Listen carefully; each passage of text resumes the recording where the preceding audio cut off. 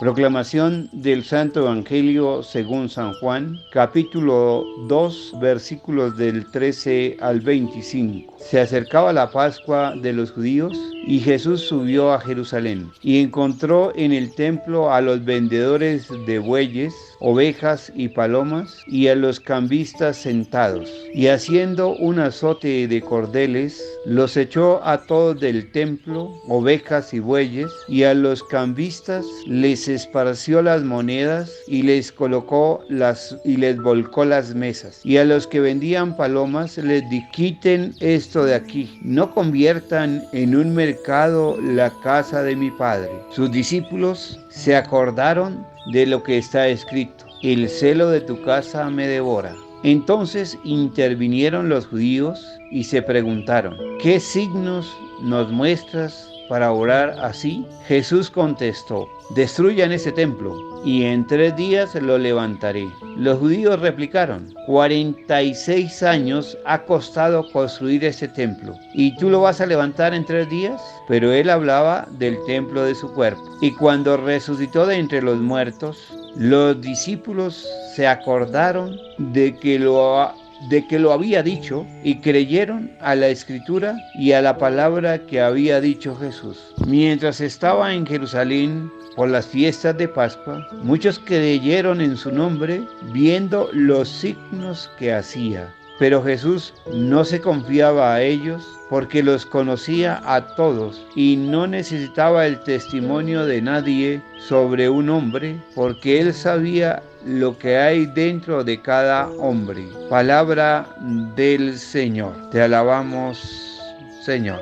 En este tercer domingo de Cuaresma, tiempo de preparación hacia el final del camino, que es la resurrección, nos encontramos con este texto del Evangelio de Juan que nos ayuda a descubrir en nuestro discernimiento el verdadero lugar donde se adora a Dios y donde se le encuentra. Pidámosle al Espíritu Santo que nos ilumine con su sabiduría para ser auténticos lugares, verdaderos lugares de la presencia de Dios en la humanidad. En un primer momento vamos a acercarnos al universo simbólico del templo. Desde el texto bíblico, el templo es un signo visible de la presencia de Dios en medio de su pueblo. Es un signo que no agota la trascendencia de Dios,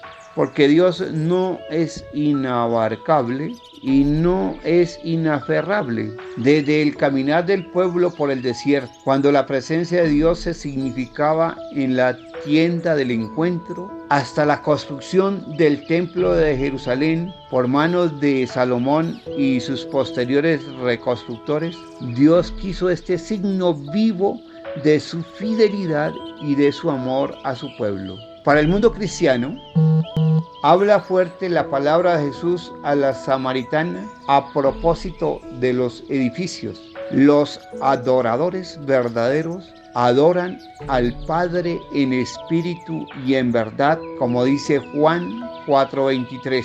El nuevo templo de la nueva alianza no es de piedra y cemento, sino de una persona, Jesús de Nazaret. Dice el Evangelio de hoy: Él hablaba del santuario de su cuerpo, Juan 2:21. Y en Cristo resucitado se manifiesta la presencia de Dios en Él y con Él. Al consagrar un lugar, un templo, siempre se presenta una doble realidad. Por un lado, la convicción de que el templo vivo es Cristo mismo, y por otro, que necesitamos signos visibles de la presencia de Dios. Por eso en un templo todo es lenguaje sacramental. El altar que representa al mismo Jesús, las especies eucarísticas reservadas en el sagrario, la comunidad que es el cuerpo resucitado, como nos lo dice Pablo en 1 Corintios 12:12. Y así también el bautisterio, todos estos signos referidos al misterio pascual de Cristo. Por otra parte, un templo es memoria histórica de una comunidad. Nos coloca en sintonía con las diversas generaciones de creyentes que han pasado por ellos, de quienes somos deudores y con los cuales experimentamos una vivísima comunión. Un templo es símbolo de nuestra comunión con Jesús y con todos aquellos con los cuales compartimos nuestra caminada como discípulos del Señor. Por tanto, un templo es signo de una comunidad de personas acompañadas y amadas por el Espíritu de Dios, que asume su proyecto de amor y en el servicio al reino da su vida. Esa comunidad es capaz de dar su vida.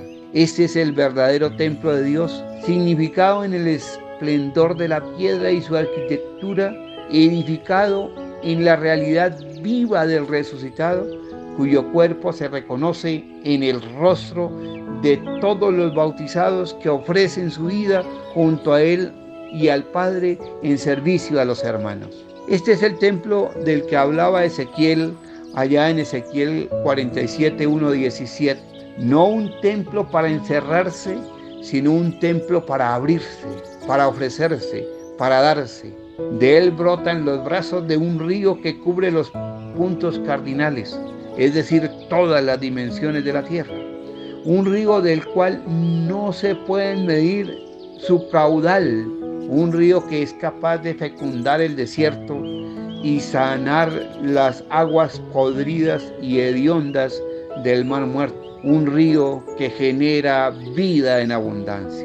En este segundo momento vemos el signo de Jesús, templo del Evangelio de hoy. El texto de Juan nos muestra tres partes. La primera parte, Jesús llega como peregrino desconocido a Jerusalén para la fiesta de la Pascua. Entra en la explanada del templo y se encuentra ante un mercado. Comercio de animales para los sacrificios y cambio de monedas para pagar el tributo del templo. Jesús ve los abusos y reacciona interviniendo. Lo que ve allí no va de acuerdo con el Dios a quien proclama como su Padre. La casa de mi Padre no es un mercado. La presencia del Padre debe ocupar los pensamientos y las acciones de todos. Todo lo demás debe ser quitado del medio. 2. Los judíos le piden a Jesús que explique su atrevida reacción. Él ya se había remitido a la dignidad de la casa de su Padre. Pero esto no satisface a sus adversarios. Estos los consideran presuntuosos y le piden que les dé pruebas. Entonces Jesús anuncia el signo de todos los signos, la última y definitiva confirmación de su obra en el mundo, su propia muerte violenta y su resurrección. Los judíos interpretan mal sus palabras pensando en el templo de piedra, pero Jesús se refiere a lo que será la meta de su camino, la resurrección a la cual llega por medio del camino violento de la cruz. Y 3, aparecen los discípulos, los que a la luz del hecho de la resurrección de Jesús recuerdan. 2 veces aparece este verbo en los versos 17 y 22 de sus palabras y comprenden el sentido de la cruz. Con esto queda claro que la convivencia con Jesús no es suficiente para entenderlo, aunque ya es toda una gracia el poder acompañarlo constantemente en su misión. Lo importante es que solamente permaneciendo paciente y fielmente hasta el final podrán comprender plenamente toda la grandeza de la persona de Jesús con la resurrección.